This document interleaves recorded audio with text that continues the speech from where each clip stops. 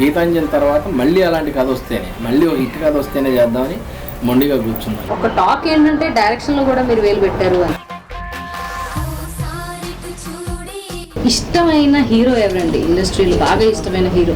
నేను అసలు డిగ్రీ కన్నా ముందు ఇంటర్ నుంచే నేను బాగా ఫాలో అవున్నాయి. ఓకే. నా సైకిల్ మీద కూడా ఆయన బొమ్మ ఉంటుంది. ఇండస్ట్రీలో సెక్సియెస్ట్ హీరోయిన్ ఎవరు? ఆవిడ నన్ను పెంచుకుంటా అన్నారు. ఉషా గారు మీ ట్యాటూ అంటే నాకు ఇష్టం అంటే ఆవిడ ఒకేసారి